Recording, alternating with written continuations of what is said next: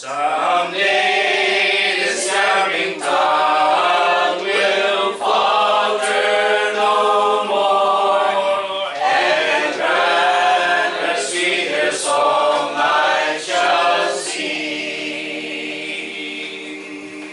For I'll join the ransom choir on heaven's bright shore, forever to praise the King.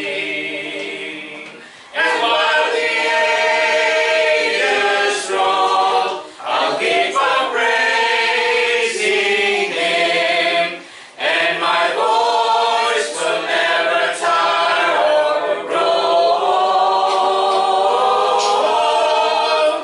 Then my song shall ever be, praise the Lamb who died for me, and I'll sing it while ages shall roll.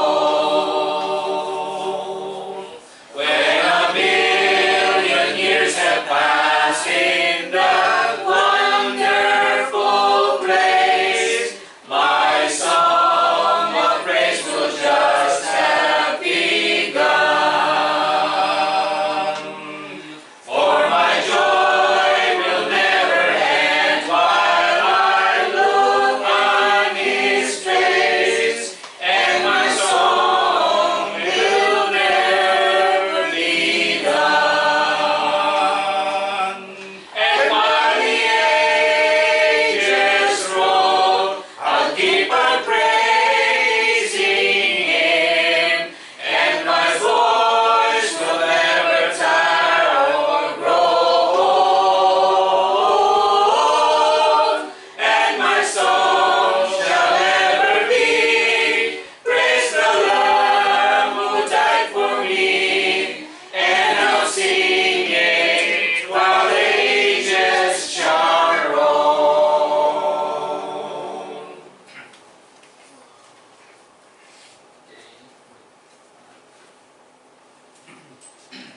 Let's sing number 40.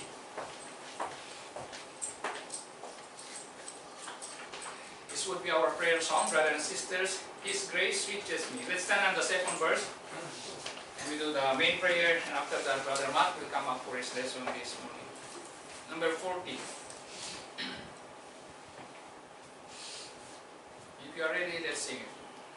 Deeper than the ocean and wider than the sea is the grace of the Savior for sinners like me. Sent from the Father, and it thrills my soul just to feel and to know that His blood made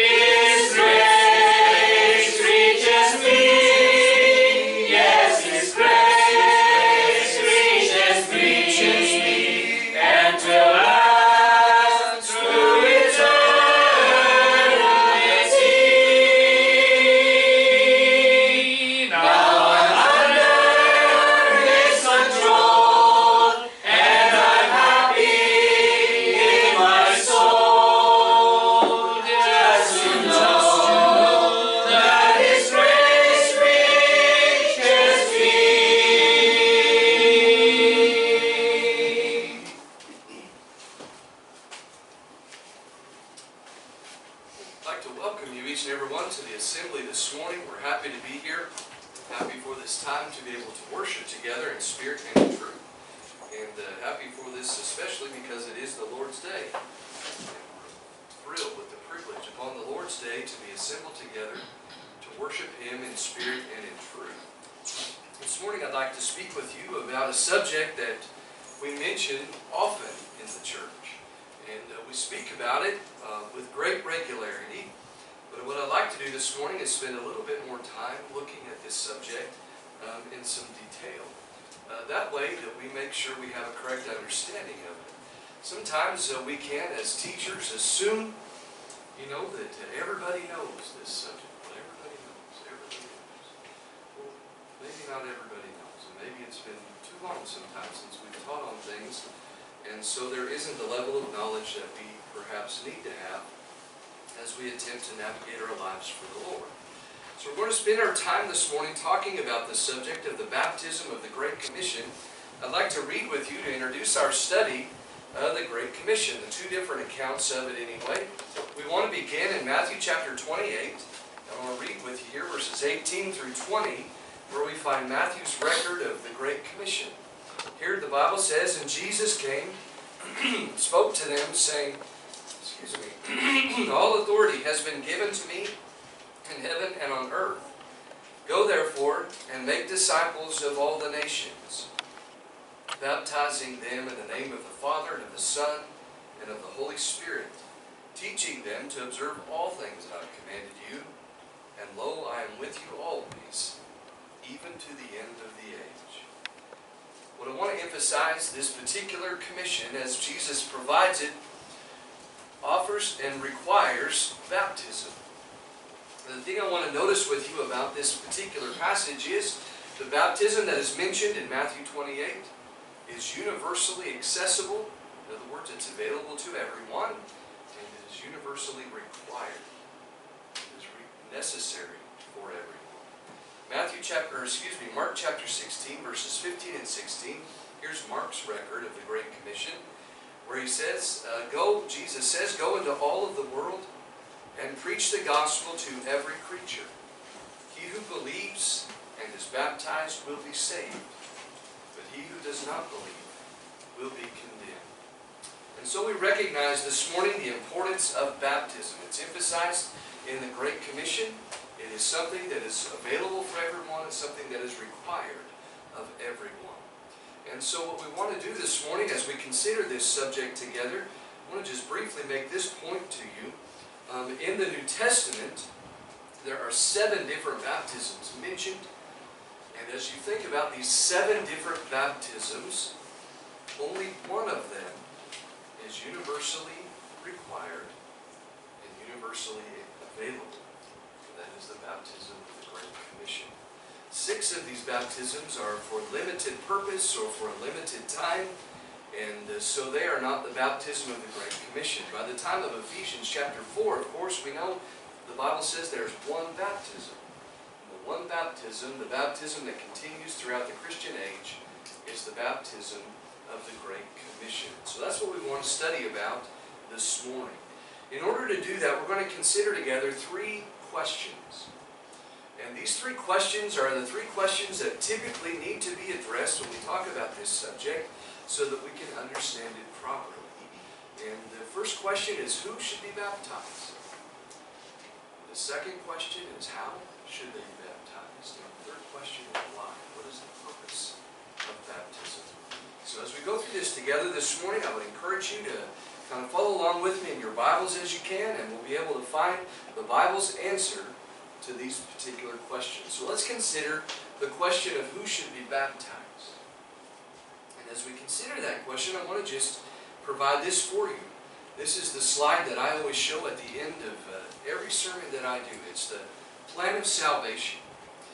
And within this particular slide, it records the same thing that probably all of our teachers provide at the end of their teaching, and that is God's plan of salvation for those who have never obeyed, those who have obeyed their path to reconciliation. So for a person who's never obeyed, there's the 5 steps of salvation. And what I want to point out to you is that the person that should obey the gospel, the person that should be baptized, is a person who can follow every one of these steps. And these steps require a level of intellectual and spiritual maturity that becomes available as a person gets older, but it is not available for someone who is just a baby, for example. And so, when we think about, for instance, the very first requirement of hearing the gospel, that's from Romans 10 and 17, where we learn that faith comes from hearing, and hearing from the Word of God. To hear, of course, is not just to hear the message, but it is to hear with comprehension. So to comprehend the details of the story that Jesus came to earth, that He lived a perfect life, that He died on the cross, He was buried, He rose again. So being able to comprehend that story, but also being able to comprehend how that story connects to my life. To be able to make the connection. That, of course, is required as well when we talk about the second requirement of belief. Of believing the story. Believing that Jesus' death did indeed take away the guilt of sin. And Jesus' death paid the price for my sin. Being able to believe that requires a level of intellectual maturity and spiritual maturity. The concept of repentance is one as well. Repentance is about change. And you know, a child can change. A child at a very young age can change. But typically the way this change works is that one of their parents decides maybe that they need to change. And the parent encourages the change. But there comes a time in a child's development where all of a sudden they become aware of their own level of accountability. They become aware that they are responsible for their choices before God. And they on their own make a decision to change. And I can remember, watching for this to happen in my older children's lives. And I can remember one time in particular, my son Micah, not long before he was baptized, I heard from one of his teachers about this incident that was news to me. And this little story that happened was something that shouldn't have happened. But Micah realized the mistake. It was a group of guys that made the mistake, I guess. But anyway, he realized the mistake and made restitution for it without me being involved in it at all. That's repentance. That's self-directed change. Not directed by a parent, but directed by yourself. And so we can see that happen as a person gains maturity. The confession, of course, I believe that Jesus Christ is the Son of God. This is a confession a little child can make, but to comprehend it requires some thought. It is actually a very profound statement. It is a belief that Jesus, first of all, is the Messiah, that He is the anointed one of God. And it also a recognition that He is the Son of God, that He came here from God. And so these require some maturity. A person that should obey the plan of salvation is a person who can follow every one of these steps. And they're not incredibly difficult steps, but they do require maturity. And so our little daughter Rhea, she was standing there with us last summer when we baptized somebody. She wasn't standing there, Rachel was holding her. But anyway, we had baptized somebody, and I was standing there in the baptistry. And I looked at Rhea and I said, Rhea, are you ready to get baptized? She didn't say anything. And so I asked her again. She didn't say anything because she's just a little baby. She doesn't understand that, does she? And so we don't expect a 6-month-old or a 1.5-year-old child to be able to comprehend any of these things. This requires a level of maturity and development that needs to happen over time. But once a person does have this understanding, does have this belief, does recognize their accountability, have this belief in their heart, well, then it's time. It's time. And so when that person is ready to be baptized, how do we do it? How is a person to be baptized? Well, let's kind of talk about 3 different things as we go through this particular part of our study this morning. Let's talk first of all about the meaning of the word baptism. The Greek word baptism is not very complicated, actually. The Greek word baptism just means immersion. To dip or to immerse something all the way underwater. time you read the word baptism in the New Testament, every time you could read the word immersion. It is to immerse, whether it's the verb form or the noun form. It is an immersion or to immerse. And so that is also conveyed, of course, in the symbolism of the event. We learn, for instance, in Colossians 2 and verse 12 about the symbolism of baptism. And this symbolism helps us understand the value and importance of immersion. Here's the way Paul mentioned it to the Colossians, a congregation full of folks who had already experienced baptism. He says in Colossians 2 and 12 that they were buried with him in baptism, in which you also were raised with him through faith in the working of God, who raised him from the dead. So baptism is an immersion. That corresponds very carefully and very accurately to the symbol of baptism. Baptism is a burial. It's a burial. Just like Jesus was buried, so we are buried in the moment of baptism. We also have the value of having examples in the Bible that help us understand how to obey commands. And so there's an example of baptism in the New Testament that is helpful as well. The story is in Acts chapter 8, and this is the story of Philip and the eunuch. And in this particular story, Philip the preacher shares the gospel with this man, the eunuch, who is searching for the truth. And Philip is able to share with him the message of Jesus in Acts 8 and 35. And listen what happens now, beginning at verse 36. And as they went down the road, they came to some water. And the eunuch said, "See, here is water. What hinders me from being baptized?"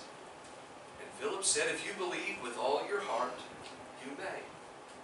And he answered and said, "I believe that Jesus Christ is the Son of God." So he commanded the chariot to stand still. And both Philip and the eunuch went down into the water, and he baptized him. So how did this preacher, Philip, baptize somebody in the New Testament? Well, the baptism, the immersion, required that they would both go into the water. It would be preposterous, wouldn't it, if baptism was a sprinkling, or if you could just, pour water on somebody's head, that they would both go down into the water. And then, kind of come back up and go down this dusty road and everything. Why would they do that? The only reason they would go down into the water, both of them, is because baptism is an immersion. And in order for this man to be baptized, he had to be immersed, completely immersed in water, buried in water, just as the symbol says. So, who should be baptized? The person who can obey the plan of salvation, all of it. And every person who is able to obey that plan needs to be baptized. And how should they be baptized? Well, they should be immersed in water. Immersed in water. So let's talk about the last one here. Let's talk about why. And here we have 1, 2, 3, 6, 12. I think that's 12 verses. And so what I want to do, if I've counted right, is to go through and read each of these verses. And what I want to do as we do that, you can kind of work through this with me. And this particular part of our study, it feels maybe more like a Bible study than it does a sermon. But what we want to do is just identify the purpose for baptism in each passage. And so as we're going along, we read each of these passages, you kind of be thinking on your own as I'm reading it, what is the purpose of baptism in this passage? And as we go along, I'm going to take notes over here on the board. I think everybody's going to be able to see that board. And I'll just take notes on the purposes that we identify throughout these 12 passages. And we will find some complements. In other words, some passages harmoniously teach the exact same purpose as other passages. And so it's really a fascinating little exercise to walk through each of these passages. So let's begin back where we started in Matthew 28. And as we read this now, be thinking about the purpose of baptism. What does baptism accomplish in the life of the person who is baptized? Here it says, "All authority is given to me in heaven and on earth. Go therefore and make disciples of all the nations, baptizing them in the name of the Father and of the Son and of the Holy Spirit." So what is the purpose of baptism in this particular passage? As we read Matthew chapter 28, this particular concept of being baptized in the name of the Father and of the Son and the Holy Spirit is the concept of being baptized into the name. to the name. And this particular terminology is a lot like if you were to buy a house and you were to have the title of house transferred from one name to the other, and all of a sudden a new person owns a house. That's exactly the imagery of this particular passage. All of a sudden, this person, you are your own person, and now when you are baptized, you belong to God. And so it is in the beginning of this moment, at the moment of baptism. Baptism, why does it happen? Well, let's look at lesson number 1. It happens to begin our relationship with God. Relationship with God. And so this is the moment that that relationship begins. Our relationship with God begins at the moment of baptism. That means before baptism, we do not have that kind of relationship with God. But in the moment of baptism, all of a sudden now, we belong to Him. We belong to Him. Let's look at Mark 16 now. We'll just look at verse 16 this time, where the Bible says, "He who believes and is baptized will be saved, but he who does not believe will be condemned." And so what's the purpose of this particular baptism, of this action in this particular passage? It is that this person would be saved. Baptism, why are we baptized? To begin a relationship with God, and so we can be saved. To be saved, by the way, is to be rescued. We are away from God. We are distant from Him because of our sin. We are trapped in a place that we can't get out of on our own. And in the moment of baptism, we are rescued. We are rescued from that place. And we are given ultimately the opportunity of eternal life because of God's grace. Let's look at John chapter 3, verses 3 through 5. And as you look here at John chapter 3, verses 3 through 5, this, of course, is the exchange between Jesus and a man named Nicodemus. Nicodemus is a Jewish leader, a Jewish teacher. He's a Pharisee. He's a very powerful and knowledgeable man. And he comes to Jesus in the middle of the night, and he wants to have this theological discussion. And immediately Jesus begins talking about this particular concept. Look at John 3 and verse 3. After he says in verse 2, he kind of issues this compliment to Jesus. Jesus answered and said to him, "Most assuredly I say to you, unless one is born again, he cannot see the kingdom of God." Nicodemus said to him, "How can a man be born when he is old? Can he enter a second time into the mother's womb and be born?" Jesus answered, "Most assuredly I say to you, unless one is born of water and the Spirit, he cannot enter the kingdom of God." And so what is the purpose of baptism here? The purpose of baptism is to be born again. To be born again. To be born again, that's the concept of regeneration. To have new life. And so we are dead. We are unable on our own to have access to eternal life. And then a person that is born again is regenerated. And they have this new spiritual life. I want you to notice the concept of being born again is defined in verse 5 when he says that one is who is born of water and the Spirit. Born of water and the Spirit. This moment of being born again, of being regenerated, happens in the moment where you are experiencing something from water and something from the Spirit. Those are not two different events. They are happening at the same time. You are born of both of them at the same time. What this is saying is the moment that you are immersed in water, the Spirit regenerates you spiritually. Regenerates your life. We receive this new life. We are born again the moment that we are immersed in water. We are immersed to begin a relationship with God. We are immersed to be saved. We're immersed to be born again. Let's look at Acts chapter 2, verse 38 and 39. Here the Bible describes Peter's answer on the day of Pentecost as he preaches the very first gospel sermon. People want to know what they can do about their sin, having crucified Jesus Christ, and they want to know if there's anything they can do to be forgiven of that. Here's what Peter says in Acts 2 and 38. Then Peter said, "Repent And let every one of you be baptized in the name of Jesus Christ for the remission of sins. And you shall receive the gift of the Holy Spirit.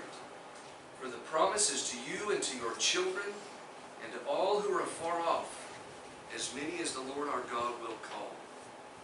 And so there you see every one of them given this command. It's to be baptized in the name of Jesus.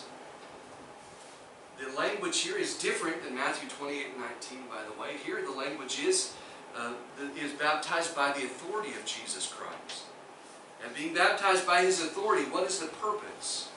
The purpose you can see right here in Acts 2 and 38 is the remission of sins. And so the remission of sins, the forgiveness of sins. This means to have the guilt of our sins taken away. The guilt of our sins is gone. All of a sudden it's gone. On our own, how much of that could we accomplish? None. But through the grace of God, in that particular moment, all of a sudden the guilt of our sins is gone. It's really an incredible thought. A lifetime of living in rebellion against God, in just a moment, is forgiven. All of them forgiven. What a beautiful thing that happens when we're baptized, to have the guilt of our sins taken away. Let's look at Acts 22 and verse 16.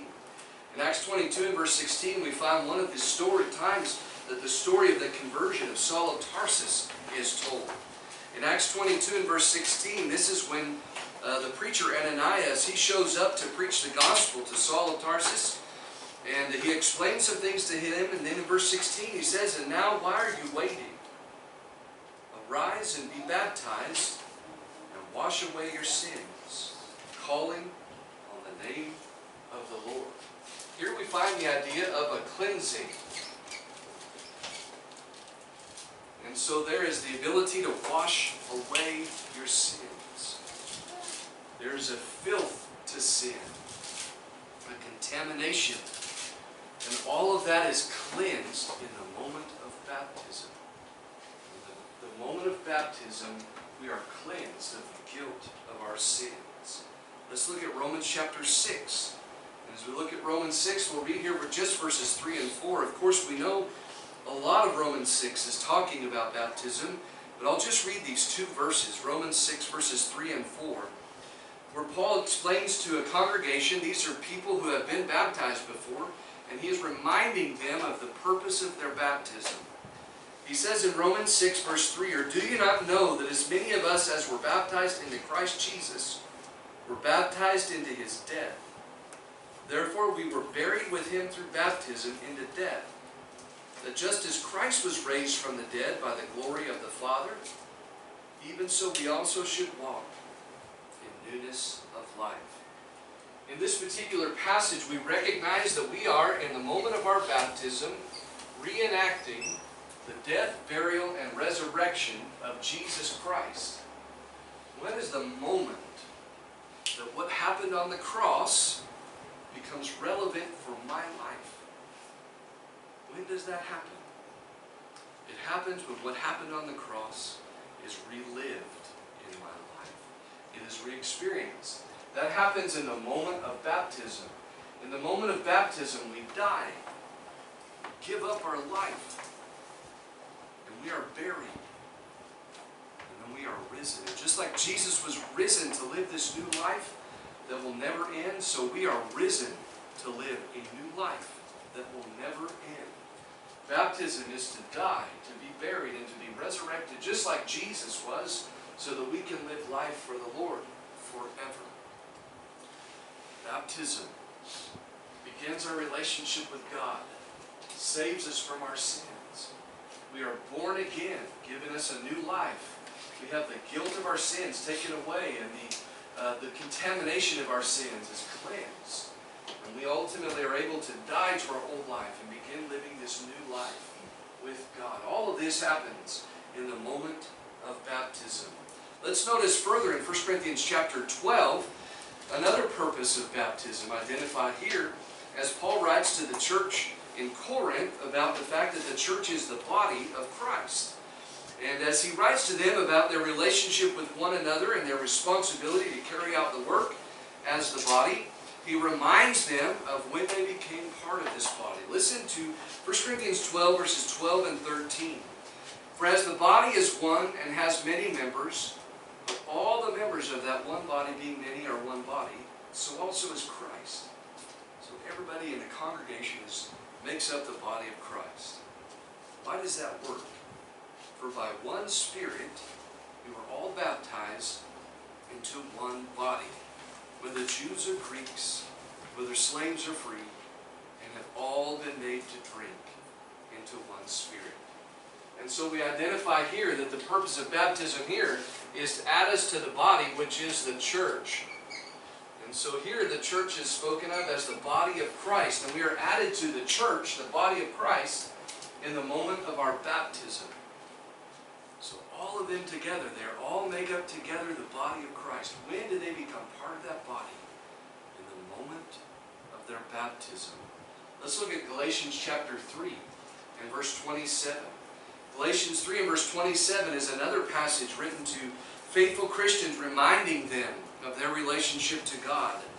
Listen to verse 26 and 27. For you are all sons of God through faith in Christ Jesus. They're all part of God's family. How does Paul know that? Verse 27. For as many of you as were baptized into Christ have put on Christ. So here we find that the moment they are added to the family of God is the moment that they are baptized. So we are added to the family when we're baptized. We're added to the body when we're baptized. Both of these are teaching the same thing, that in the moment of baptism, we are added to the church. When does a person become part of the church of Christ? They become a member of the church of Christ when they're immersed in water for the forgiveness of their sins.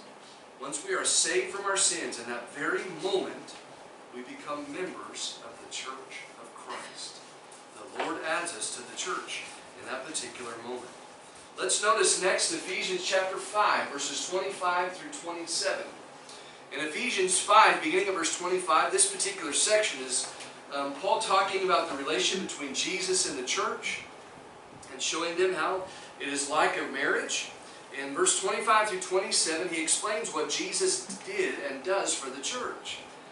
In verse 25, it says, Husbands, love your wives, just as Christ also loved the church, and gave himself for her, that he might sanctify and cleanse her with the washing of water by the word, that he might present her to himself a glorious church, not having spot or wrinkle or any such thing, but that she should be holy and without blemish.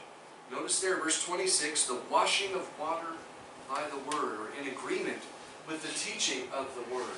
The washing of water by the word, well, that's the same thing as we read about in Acts 22 and 16. The cleansing that Paul learned about from Ananias is the cleansing that Paul now writes about in Ephesians chapter 5, verses 25 through 27. This washing with water by the word prepares them ultimately to meet the Lord on the last day, in verse 27, that he might present her to himself a glorious church. That's how the church becomes glorious. That's how it is able, in other words, to share in the glory of God instead of the contamination of sin, is because the contamination of sin is cleansed in the moment of baptism. Let's notice further in Colossians chapter 2, verses 11 and 12, where we noticed earlier about this passage. But notice now in Colossians 2, he's talking about the experience that they have with Christ, the life that they have with Christ. And he's reminding them of several things that happen because of their association with him. Notice how this association begins.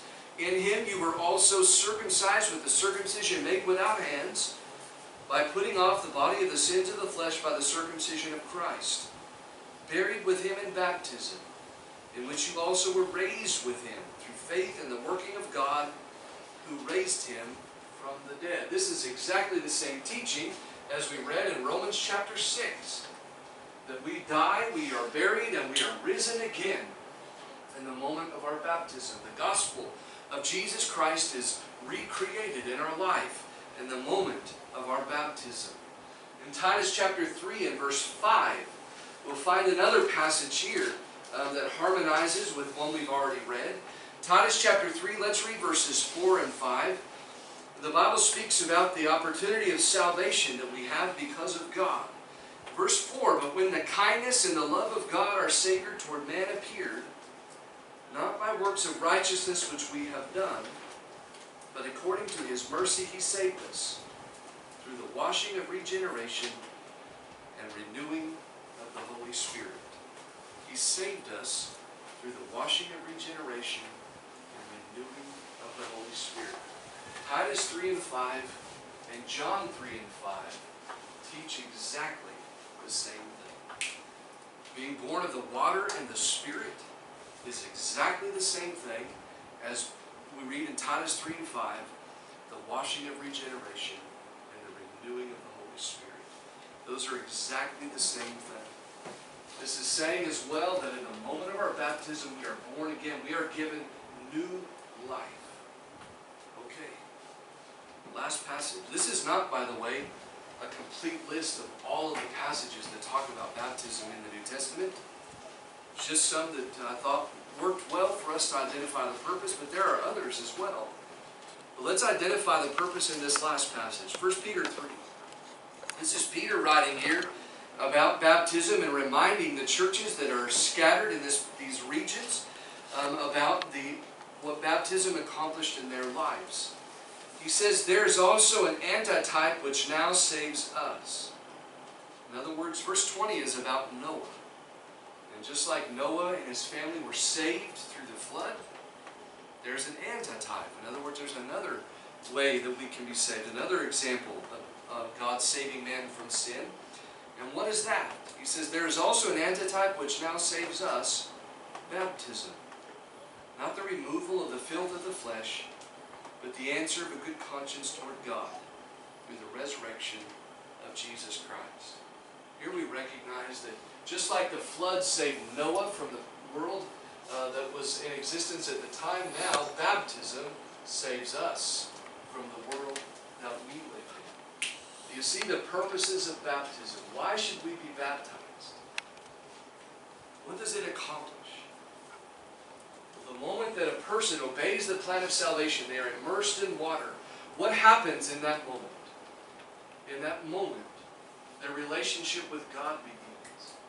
They're rescued. They're saved from their sins. They're given new life, born again. They have the guilt of their sins taken away. They have the contamination of sin cleansed. They are ultimately able to follow the example of Jesus. The gospel is reenacted in their life as they died. They're buried and they're risen again.